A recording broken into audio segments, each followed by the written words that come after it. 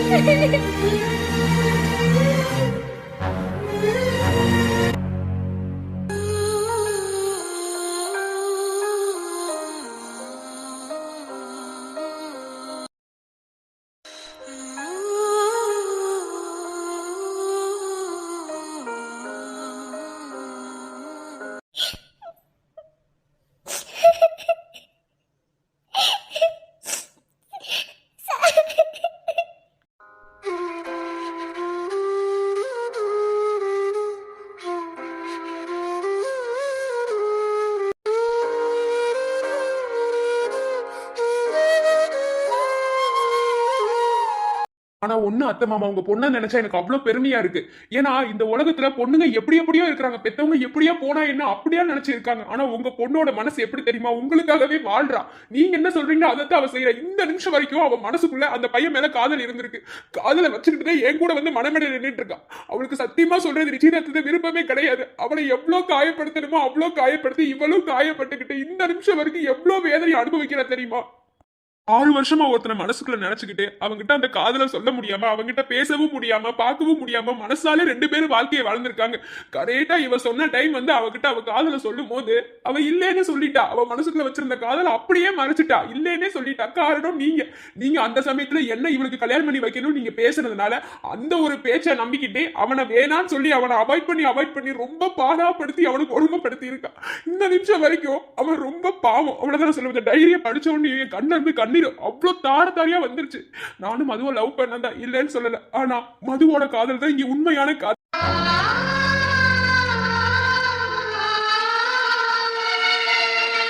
இந்த டைரியை படிச்சுட்டோம் நான் அந்த நிச்சயதார்த்தத்தை நிறுத்துறேன்னு வச்சுக்கோங்களேன். நான் மனசுனே கிடையாது என்ன, அதனாலதான் நிறுத்திட்டேன். நான் சேரக்கூடாது மது கூட சேர வேண்டியவன் அங்க நிக்கிறானே மிது, அவன் தான். இவங்க 2 பேரோட காதல் தான் அவ்வளவு உண்மையானது. பேரண்ட்ஸ் நீங்க தான் முடிவு எடுக்கணும். நான் முடிவு எடுத்துட்டேன். மதுக்கும் இதுவும் தான். இந்த உலகத்துல எத்தனையோ லவ் ஜோடி பார்த்திருக்கேன், எப்படிலாம் கூட லவ் பண்றாங்க. ஆனா இப்படி ஒரு காதலை நான் பார்த்ததே இல்லை. என்ன, ஒருத்த வந்து வாண்டடா ப்ரப்போஸ் பண்ணி அவளுக்கு அந்த காதல் மேல நம்பிக்கை இல்லைன்னு சொல்லி அவளை பிரிஞ்சு 6 வருஷம் தனியா இருந்து 2 பேரும் மனசுக்குள்ளேயே ஒருத்தர் நினைச்சுக்கிட்டு பார்க்காம பேசாம 6 வருஷம் வாழ்க்கையை வாழ்ந்து திரும்ப வந்து காதலை கேட்கும் போது இல்லைன்னு சொல்லி, அப்பா இந்த கொடுமை யாருக்குமே வந்தது கிடையாது.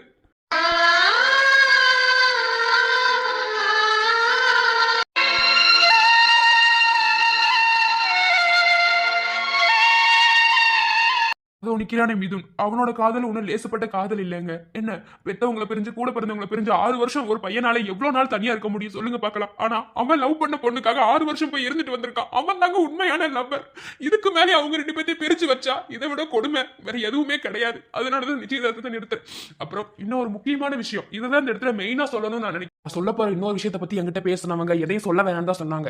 ஆனா அதை கண்டிப்பா நான் சொல்லிதான் ஆகணும். ஏன்னா இப்படி ஒரு நிலைமைக்கு இப்படி ஒரு சுச்சுவேஷனுக்கு வரது காரணமே வந்து அவங்க தான். அந்த 2 பேர், அந்த 2 பேரை பத்தி கண்டிப்பா இந்த இடத்துல நான் சொல்லிதான் ஆகணும். கண்டிப்பா சொல்றேன், எல்லாரும் கேளுங்க.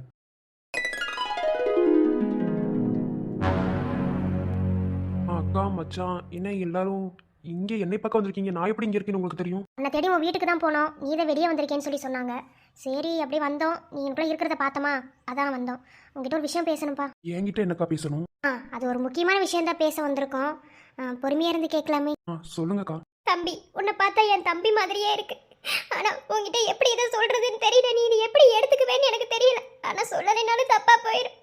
கண்டிப்பா சொல்லிதான் ஆகணும். எதுவும் நினைச்சுக்கிறாரு தம்பி. பிரீத்தி, அழாம பேசு. அக்கா, இஃப் யூ டோன்ட் மைண்ட், எதுக்கு அழுகுறீங்க? விக்கி, உன்னை சின்ன வயசுலேருந்தே எனக்கு தெரியும். எதாக இருந்தாலும் டேக் டிஷ்ஷே எடுத்துகிட்டு போயிடுவேன். அதே மாதிரி தான் இப்போ நாங்கள் பேச வந்திருக்க விஷயமும்.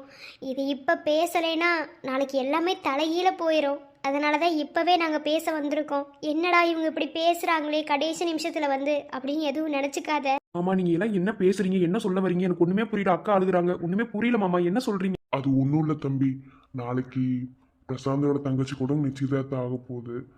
அந்த நிச்சயதார்த்தம் பண்ற பொண்ணுக்கு மனப்பூர்வமான இதுல சம்மதம் இருக்காங்கிறத யாராவது கேட்கறது என்ன? நீ அந்த பொண்ணுகிட்ட கேட்டியா? என்னடா இவங்க இப்போ வந்து ஏதோ சம்மந்தம் இல்லாமல் பேசிக்கிட்டு இருக்காங்களே அப்படின்னு நீ நினைக்கலாம். நாங்கள் பேசுறதுல சம்மந்தம் இருக்குப்பா, அதனால தான் நாங்கள் கேட்குறோம். நீ அந்த பொண்ணுகிட்ட கேட்டியா? அந்த பொண்ணுக்கு ஒன்று மனப்பூர்வமாக பிடிச்சிருக்குன்னு சொல்லி சொன்னாலா? தம்பி, நான் உங்ககிட்ட எதையும் சுற்றி வளைச்சலாம் பேச விரும்பலப்பா. இப்போ நான் நேரடியாகவே பேசிடுறேன். என் தம்பியும் என் புருஷனோட தங்கச்சியும் ஒருத்தருக்கு ஒருத்தர் 6 வருஷம் லவ் பண்ணுறாங்க. ஆனால் மது எதுவுமே இல்லைன்னு போய் சொல்லி மறைச்சிக்கிட்டேன். நாளைக்கு உன் கூட வந்து நிச்சயதார்த்த மேடையில் வந்து நின்று நிச்சயம் பண்ணிக்கிறதுக்கு ரெடியாக நிற்கிறான். அவன் மேலே இதில் எந்த தப்புமே கிடையாது. ஏன்னா அவளுக்கு அவன் அப்பா அம்மா தான் பெருசாக இருக்காங்க. அந்த ஒரு காரணத்துக்காண்டி தான் என் தம்பியை வேணான்னு ஒதுக்குறான். ஆனால் அவன் மனசில் இருக்கிறது என் தம்பி தான். என் தம்பி மேலே நிறைய காதல் வச்சிருக்கான். ஆனால் அது வெளியே காட்ட மாட்டேங்கிறான். காரணம் உங்க அம்மாவும் அப்பாவும் உன்னை கல்யாணம் பண்ணி வைக்கணுன்ற சொன்ன காரணத்துக்கு. விக்கி, உங்ககிட்ட எப்படி இதை சொல்றதுன்னு கூட எனக்கு தெரியல. என்ன ஏன்னா நாளைக்கு உனக்கும் என் தங்கச்சிக்கு நிச்சயதார்த்தம் ஆயிடுச்சுன்னு வச்சுக்கோ, அவ்வளோதான், எல்லாமே தலையில போயிடும். மிதுன் ரொம்ப பாவப்பா. அவளுக்காக 6 வருஷம் போய் யூஎஸ்ல இருந்துட்டு வந்திருக்கா. ஆனா என் தங்கச்சி அதை ஏத்துக்க மாட்டேங்கிறா. காரணம் நீ அவங்க அம்மா அப்பாவை கல்யாணம் பண்ணிக்க சொன்ன ஒரு காரணத்துக்காக. மிதுன் ரொம்ப பாவப்பா. இதுக்கு மேல அவன் வலியை அனுபவிக்க கூடாது. உன்னை கெஞ்சி கேக்குறேன், ஒரு அண்ணனா இருந்து. ஐயோ மாமா, என்ன பண்றீங்க? விக்கி, என் தங்கச்சிக்கு ஒரு அண்ணனாவும் என் மச்சானுக்கு ஒரு அப்பாங்க ஸ்தானத்துல இருந்து உன்னை கெஞ்சி கேக்குறேன். தயவு செஞ்சு அந்த நிச்சயதார்த்தத்தை நிறுத்திடு விக்கி, ப்ளீஸ் விக்கி. உன்னை கெஞ்சி கேக்குறேன் விக்கி. மது கடைசி வரைக்கும் ஒத்துக்க மாட்டா. ஏன்னா அவ அவ்வளோ கல்லஞ்சு பிடிச்சவன். அவளுக்கு அவங்க அம்மா அப்பா தான் பெருசா தெரியுறாங்க. அவ புரிஞ்சுக்க மாட்டா. உன்னை கெஞ்சி கேக்குறப்பா, தயவு செஞ்சு நிச்சயதார்த்தத்தை நிறுத்திடு. கால்ல இருந்து கேக்குறேன்.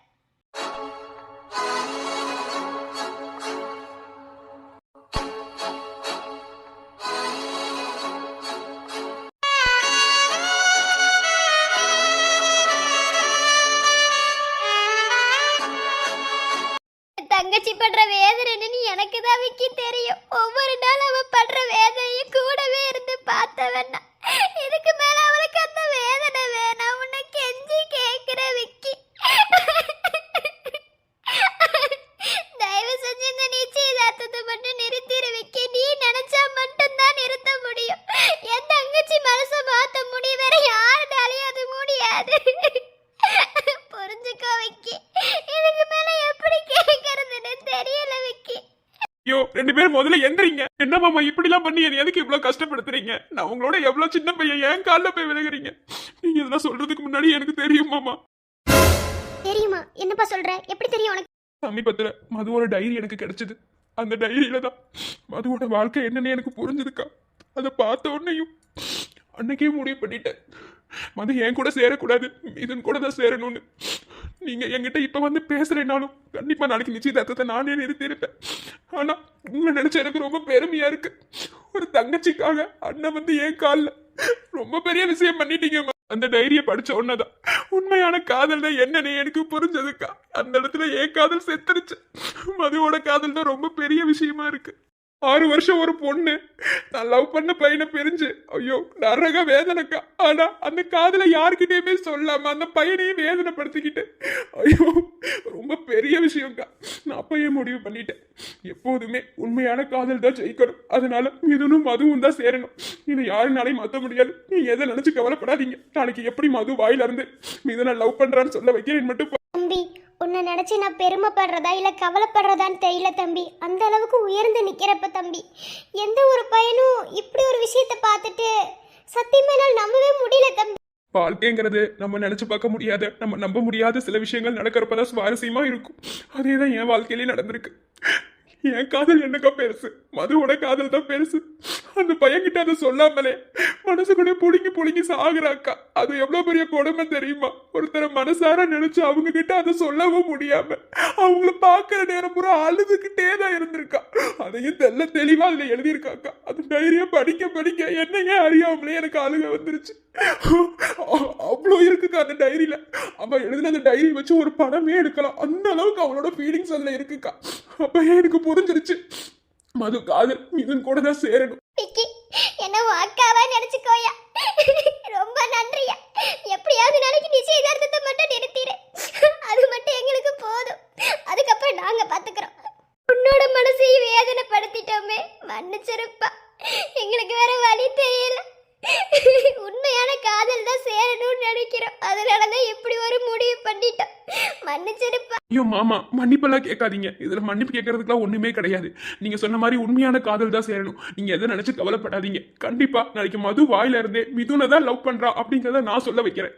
நீங்க எல்லாரும் தைரியமா போங்க. நாளைக்கு கண்டிப்பா நிச்சயதார்த்தம் நடக்காது, நடத்தவும் விட மாட்டேன். யாரு என்ன சொன்னாலும் பாத்துக்கலாமா? தம்பி, நீ எதை நினைச்சு கவலைப்படாதையா. உனக்கு ஒரு நல்ல வாழ்க்கை காத்துக்கிட்டு இருக்கு. நீ ரொம்ப பெரிய விஷயம் பண்ணியிருக்க. ரொம்ப தேங்க்ஸ்பா. மது செஞ்சிருக்க தியாகத்தை விட நான் பண்றதுல ஒன்றும் அவ்வளோ பெரிய விஷயமா இருக்காதுண்ணா. அதனால நீங்க என்னையில எதுவும் சொல்லாதீங்க. நான் சொன்ன மாதிரி யாரும் எதை நினைச்சு கவலைப்படாதீங்க.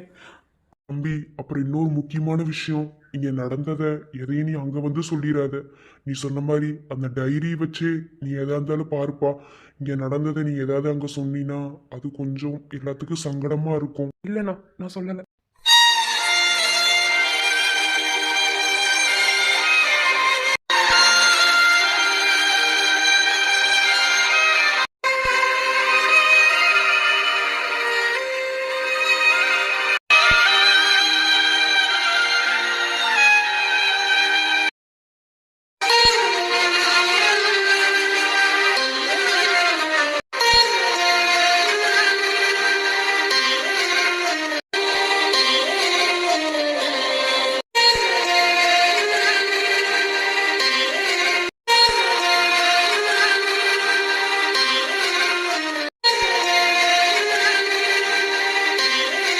இதுதான் நடந்தது.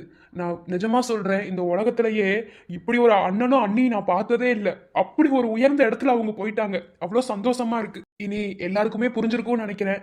இனி பதில் பேச வேண்டியது மதுதான். அதனால மதுக்கிட்டே நான் மது, போதும் உன் கண்ணாமூச்சி ஆட்டம். இனி யாருக்காகவும் உன் காதலை நீ மறைச்சு வைக்க வேண்டாம். மறைச்சு வைக்க வேண்டிய அவசியமும் இனி தேவையும் இல்லை. ஏன்னா எல்லாருக்குமே வெட்ட வெளிச்சம் ஆயிடுச்சு. இனி நீ தைரியமா உன் மனசுல என்ன இருக்கிறதோ உன் மிதன் கிட்ட சொல்லு. பாவம் 6 வருஷத்துல இருந்து காத்துட்டு இருக்கான். கூப்பிட்டு சொல்லுமா. இதுக்கு மேல நீ நடிக்கிறதுல ஒரு பிரயோஜனமே கிடையாது. என்ன எல்லாமே வெட்ட வெளிச்சம் ஆயிருச்சு. இனி நீ யாருக்காக நடிக்க போற? பாவம் மிது, தயவு செஞ்சு அந்த பையனை கூப்பிட்டு உன் காதல சொல்லு மது, ப்ளீஸ்.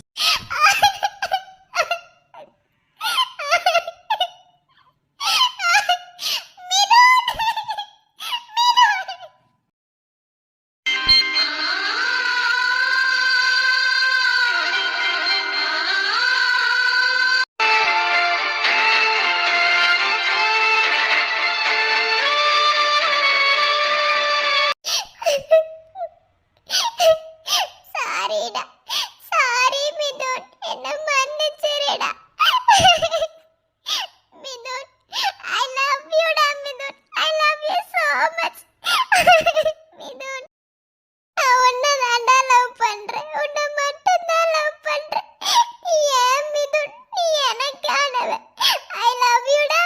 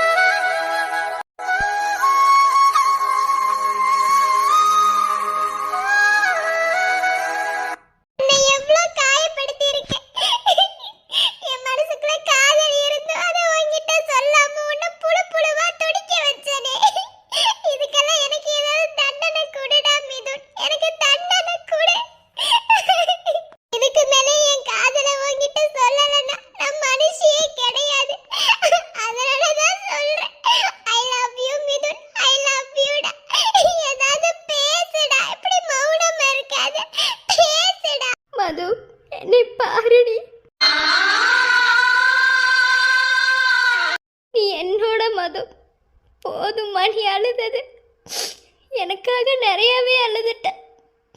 இனி நீ அழுகக்கூடாது. அழுகாத. ஐ லவ் யூ டூடி. I love you too. I love you Madhu. இல்ல மிதுன், உங்களை ரொம்ப காயப்படுத்தியிருக்கேன். இதுக்கெல்லாம் எனக்கு கண்டிப்பா தண்டனை வேணும். ஏதாவது தண்டனை கொடுங்க. தண்டனை தானே, கொடுத்துட்டா போச்சு. I want to marry me. நீ எனக்கு புருஷனா வர்ற மாதிரி இருந்தா தாராளமா பண்ணிக்கலாம்.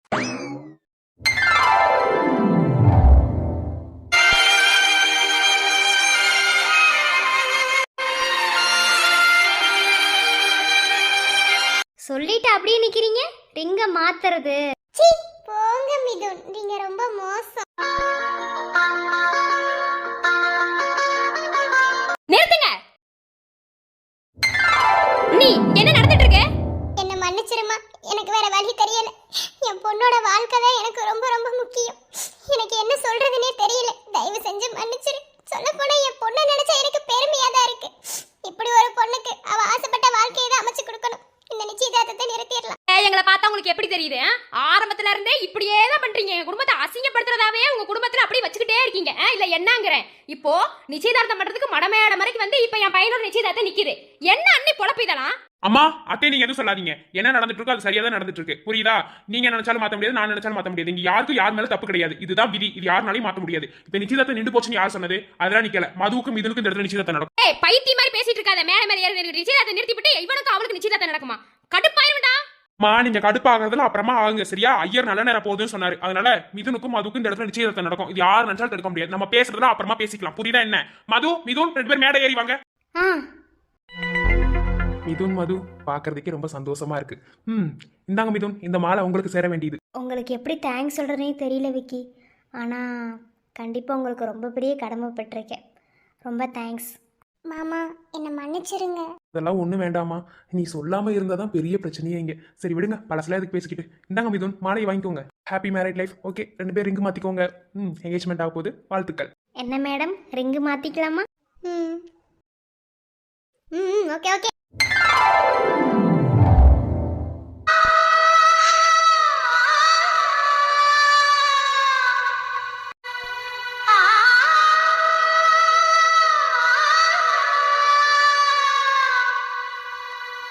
அதில் நின்ற காதலியே மனைவியாக வரும்போது சோகம் கூட சுகமாகும், வாழ்க்கை இன்பவரமாகும். வாழ்வில் செல்வங்கள் எல்லாம் ஒன்றாக சேர்ந்திட வேண்டும். பூவே உன் புன்னகை என்றும் சந்தோஷம் தந்திட வேண்டும்.